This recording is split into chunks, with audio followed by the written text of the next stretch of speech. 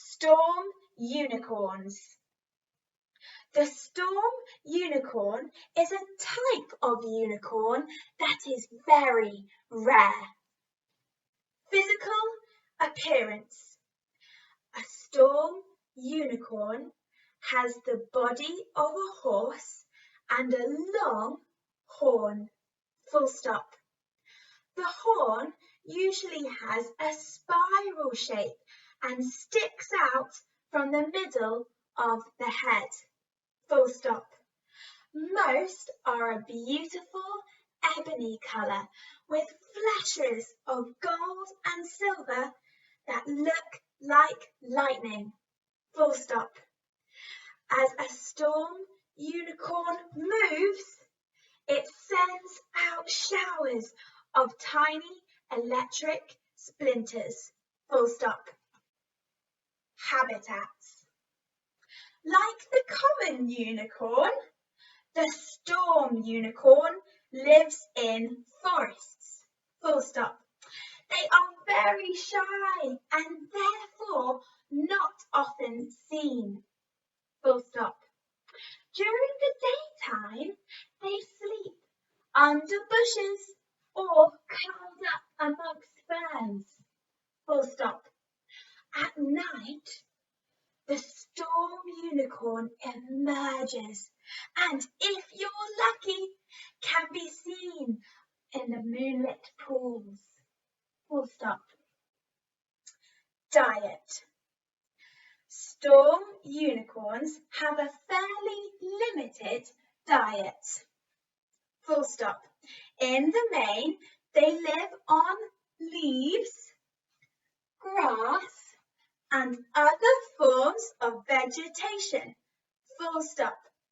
However, they can be tempted with apples, and some have even been found to eat sugar lumps. Full stop. If you find a storm unicorn, you must never, ever feed it potatoes, as they are allergic to them and it will make them seriously ill. Full stop. Fun facts. The last known sighting of a storm unicorn was in 1673 by a man called Dr. Dapper, who claimed that he saw one whilst walking in the woods, but he could not prove it. Full stop. The most amazing thing about storm unicorns is that if you meet one, it can bring you great luck. Full stop. For this reason, many people hope to catch a glimpse of the most beautiful, fiery creature. Full stop. Good morning, Year 2. It's wonderful to see you all. Welcome back to our next week of writing about unicorns. Now, as you know, we've been asked to write a fact file or a non-chronological report on a fantastic beast for a new book. And the book is called A Children's Guide to Magical and Mystical Beasts. And now we've done such a fantastic job of writing about storm unicorns. The writers were so impressed that they have asked us for a fact file on the rainbow unicorn. Now, this is just an idea of what a rainbow unicorn could look like, but for the rest of the week, we will be writing about the rainbow unicorn. Now, remember, a fact file is a type of non-chronological report. So it's going to be a non-fiction on a single topic. That means it is about real information, and of course we are pretending that unicorns are in fact real. It's going to include interesting facts on the topic. It's not written in the order of time, that doesn't matter, but it will be written in sections. Now, you might recognize this slide from last week, which lists the different features of a non-chronological report. I wonder if you can remember them. Let's have a look. Drum roll. Here we go. Every report will need to have a title, subheadings, technical vocabulary, interesting sentence starters, good description, facts, and be written in the present tense. And that is what we are focusing on today, the present tense. So today we're going to understand the difference between the present tense and the past and future tense. And then we're going to use the present tense in our introduction. So our star words are past tense. Now remember, when we say tense, that's really another word for time. So past tense is when something has happened before. Future tense and present tense and introduction. Great. So we use different tenses when we talk about our different times. If it's in the past tense, that means something has already happened. If it's in the present tense, it's happening now. And in the future tense, it means it will happen. So these words, they change because of time. So when we're writing a sentence, the words change when we're talking about different times. So if we're saying the past tense, we would change the verb about what they are doing, and we would say the unicorn was asleep. If it's the present tense, we would say the unicorn is asleep. And the future tense, we would say the unicorn will be asleep. Oh, that should say the unicorn, not I. But yes, will be, if it's the future tense. So let's have a look at some examples. We've got a key here to help us remember what the verb means for each tense. So let's read the sentence. The dragon is a very shy kind of creature. Now we want to know when this is happening. Is it happening yesterday, which would be the past tense? Is it happening right now, which would be the present? Or will it happen which means it will be in the future? So we need to look for the verb about what they are doing. The dragon is a very shy kind of creature. That's what it is. That's what it is doing. Now, because it says is, we know it's in the present tense. If it were to say the dragon was a very shy kind of creature, we would know that's talking about the past. And if it says the dragon will be a very shy kind of creature, we know that would be talking about the future. Let's look at another one. A pixie was talking with the voice of an angel. I want us to find out whether it's happening yesterday in the past, if it's happening right now in the present, or if it will happen in the future. Let's use our key. We need to look out for the verb of what they are doing. Is it saying that it is doing it, it was doing it, or it will be doing it? A pixie was talking with the voice of an angel. It was. When is this happening? In the past. Okay, in the past. Let's look at another one together. A storm unicorn will be a very special, rare kind of unicorn. Now, when is it happening to the storm unicorn? I would like you to pause the video and use the key to decide whether it's happening yesterday, it's happening now, or will happen in the future. Pause me now.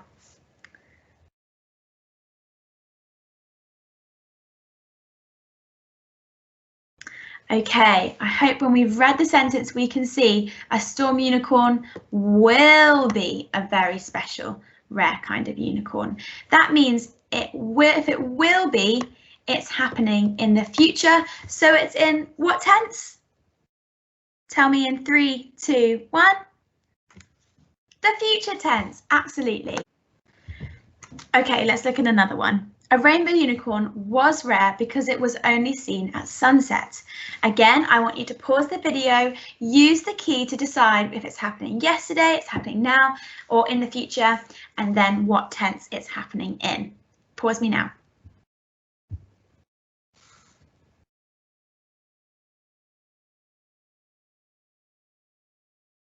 Okay, hopefully you've used the key and you've found that the word was is used in this sentence. A rainbow unicorn was rare because it was only seen at sunset. So when is it happening? In the past. That means it's in what tense? Tell me in 3, 2, 1. The past tense. Okay. Now, when we're writing our introduction, remember we're writing our introductions in the present tense. So if I go back to here, if we were going to write this sentence in the present tense, we would want to change was to what word? We would want to change it to is. And we need to make that change to both of them. Ooh. So hopefully if I can just make that is a rainbow unicorn is rare because it is only seen at sunset. That's how we know it's happening in the present. It's happening right now. So when we're writing our introductions, we are writing in the present tense. So we're going to include two things. The first thing in our introduction is what creature is it? Now we know they're a rainbow unicorn, but what kind of rainbow unicorn is it? Is it rare? Is it energetic? Is it active? Is it mysterious? Is it unordinary? Or is it friendly? You might have your own adjective that you would want to use to describe what it is. Remember the present tense, what it is. We're not talking about the past tense, which would be describing what it was. And we're not using the future tense, which is be describing what it will be. We are using the tell me what tense in 3, 2, 1.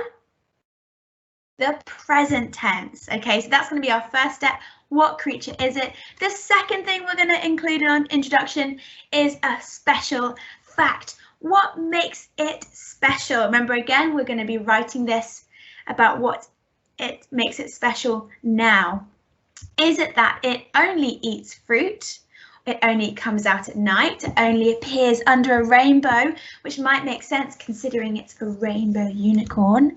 Or maybe it's special because it can race as fast as a cheetah. You might want to include your own simile there to describe its special feature. Let's get into writing now. Okay, so as I begin with my writing, I always need to begin my non-chronological report with a title. That's one of the main features of a non-chronological report. So I'm writing not about storm unicorns, but about rainbow unicorns. So my title is going to be Rainbow Unicorns. Now remember, titles happen in the middle of the page and they're going to be underlined. So Rainbow Unicorns. If I'm writing with my letters joined up, I don't need to join together my capital letter with the other letters, but the other ones I can. Rainbow Unicorns. Now I've got my steps to success here. The first step is to write about what kind of creature is it. Now I imagine a rainbow unicorn to be a very mysterious type of unicorn. I don't know what you think. I wonder what ideas you jumped out to you when we went through them in the lesson, but I'm going to write the rainbow unicorn is, not was, is a very mysterious kind of unicorn. So let's go with that. Remember, I'm always going to say the sentence to myself before I write it. Really helps me to get it in my head. The rainbow unicorn is a very mysterious type of unicorn. Let's go. The capital letter, rainbow unicorn. So it's rainbow, blow the snow, unicorn. Unicorn is, not was, is a, leave a line every time so I can have space to make improvements if I need, is a very, make sure my Y drops right down, mysterious type of unicorn. Being really careful with my handwriting here, of unicorn. Now that's my first step completed. Let me read back my sentence just to make sure. The rainbow unicorn is a very mysterious type of unicorn. Have I described what creature it is? Yes, and I've written it in the present tense. which is one of my features for my non-chronological reports. Now, I'm moving on to my second step. What makes it special? Well, I think there are many things that we could say that makes a rainbow unicorn special. I wonder what idea you will choose, but I think it's special because it's rarely seen. And I'm going to explain why it's rarely seen, because it only appears at night. So I'm going to use that subordinating conjunction because to explain my sentence and join two ideas together. So do I say it? So my sentence is going to be talking about that it's rarely ever seen because it only appears at night. Is that happening in the past or the present? It's happening in the present. It's what happens right now. It is rarely ever seen. And just because this is my second point doesn't mean I want to leave the line and carry on down here. I want to carry on because it's all part of one paragraph. So it is rarely ever seen because it only appears at night. That's my sentence. It is rarely ever seen. Now remember, so that's my first clause, it's rarely ever seen. I'm going to join it with the conjunction because and add my second clause, it only appears at night, to explain it. It is rarely ever seen because it only appears at night. Full stop. Fantastic. Really important to remember my full stops there. Now I'm just going to double check I've written it in the present tense. It is rarely ever seen. Good. That's showing me it's in the present tense, what's happening. Because, double check my spelling of because, it only appears at night. Good. Now if I want to improve this is where I've got space to do it. I might want to expand my noun phrases about some of the nouns. So I might say I want to expand the noun of night and add some adjectives. So what kind of night shall we just explain? What kind of night does it only appear at? Maybe on a cold, clear night when the sky is clear. On a cold, clear night. So I'm actually going to add that in. I can add a little arrow here and then write on the line above. Only appears at cold, clear night. Cold, clear night. Now, I need to read my sentence back again. It is rarely ever seen because it only appears at cold, clear night. Now it doesn't make complete sense. I need to say, let me say the sentence again how I would want to say it to somebody. It's rarely ever seen because it only appears on cold, clear nights. I'm now talking about specific nights, not just all nights. So instead of saying at night, I want to say on cold, clear nights. So I'm going to change at and above it, write on cold, clear nights. I'm going to add my S. Make sure my full stop is nice and clear there. Let's read back the whole thing as my introduction. Rainbow unicorns. The rainbow unicorn is a very mysterious type of unicorn. What creature is it? I've described that. It is rarely ever seen because it only appears on cold, clear nights. Made that more specific now, and I had to change at to on to explain that, how it's very specific to those times, only happens on those occasions. Fantastic, I'm very happy with that. I've got my full stop, capital letters, and I've even tried to improve it. We can't wait to see your introductions year 2. Good luck!